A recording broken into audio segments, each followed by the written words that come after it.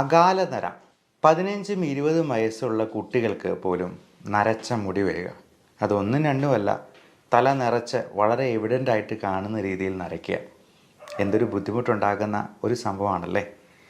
ഈ അകാലനരയെ ഒന്ന് തരണം ചെയ്യാൻ വീട്ടിൽ തന്നെ ചെയ്യാവുന്ന ഒരു ഹോം റെമഡിയാണ് ഇന്ന് പരിചയപ്പെടുന്നത്.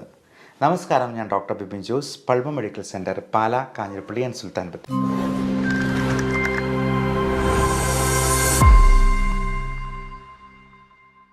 ഈ അകാലനരയ്ക്ക് പല കാരണങ്ങളുണ്ടാകും. അതെല്ലാം ആദ്യമേ നമ്മൾ റൂൾ ഔട്ട് ചെയ്യേണ്ടതുണ്ട്. തൈറോയിഡിൻ്റെ പ്രശ്നങ്ങളോ മറ്റ് വൈറ്റമിൻ ഡെഫിഷ്യൻസീസോ, vitamin D3, vitamin B12, B കോംപ്ലക്സിലുള്ള ഏറ്റവും പ്രധാനം B7 അല്ലെങ്കിൽ ബയോട്ടിൻ കണ്ടൻ്റുള്ള വൈറ്റമിൻസ് നമ്മൾ ചിലപ്പോൾ സപ്ലിമെൻ്റ് ചെയ്യേണ്ടതായിട്ട് വരും.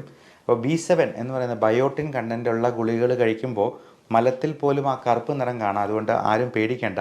അപ്പോൾ ബയോട്ടിൻ കണ്ടൻ്റ് ഉള്ളത് കൊണ്ടാണ് ഈ മലം കറുത്ത് പോകുന്നുള്ളത് നമുക്ക് മനസ്സിലാക്കാം.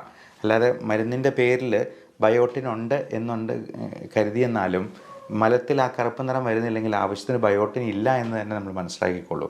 ഒന്നെങ്കിൽ ഇത് ചിലപ്പോൾ ചാത്ത മരുന്നുകളായിരിക്കാം, ആവശ്യത്തിന് ക്വാളിറ്റി ഇല്ല എന്ന് നമുക്ക് മനസ്സിലാക്കാം.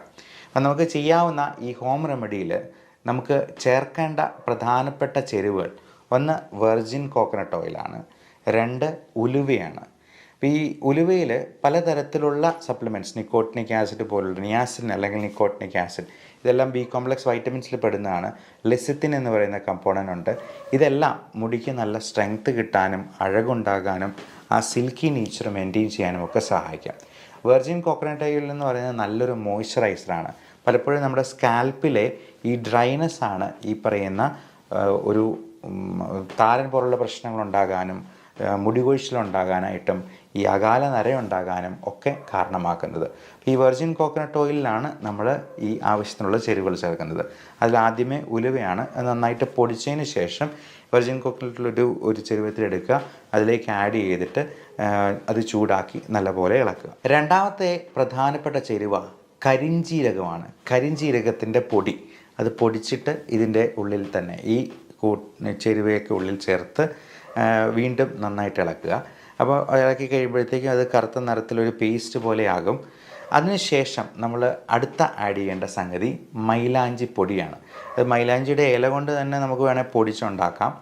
അല്ല എന്നുണ്ടെങ്കിൽ മൈലാഞ്ചി പൊടിയായിട്ട്, മെഹന്തി പൊടിയായിട്ട് നമുക്ക് വേണമെങ്കിൽ വിപണിയിൽ നിന്ന് വാങ്ങിക്കാവുന്നതാണ്. ഇതെല്ലാം 1-2 ടീസ്പൂൺ നമുക്ക് ആവശ്യത്തിനുള്ള, ഇപ്പം ടീസ്പൂണിൻ്റെ വലിപ്പം പറയുമ്പോഴത്തേക്കും നമ്മൾ ആ കൂടുതലായിട്ട് വേണമെന്നുണ്ടെങ്കിൽ വെർജിൻ കോക്കനട്ട് ഓയിലും അതിനനുസരിച്ച് തന്നെ എടുക്കുക.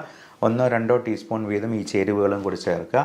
എന്നിട്ട് നന്നായി ഇളക്കി അതൊരു പേസ്റ്റ് പരുവത്തിലാകും. അപ്പം അതിന് ശേഷം ആ ചട്ടി ഒന്ന് മൂടി വയ്ക്കണം. ഒരു രാത്രി മുഴുവൻ അങ്ങനെ മൂടി വയ്ക്കണം.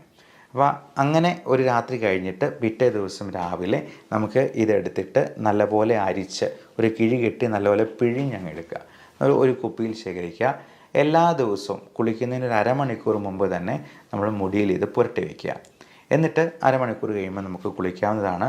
ഒരു 15 ദിവസത്തേക്ക് ഇത് ചെയ്ത് നോക്കുക. അപ്പോൾ ഒരു 15 ദിവസത്തിന് ശേഷം എങ്ങനെയുണ്ട് റിസൾട്ട് എന്നുള്ളത് നിങ്ങൾ ഈ വീഡിയോയുടെ അടിയിൽ തന്നെ കമൻ്റായിട്ട് രേഖപ്പെടുത്തുക.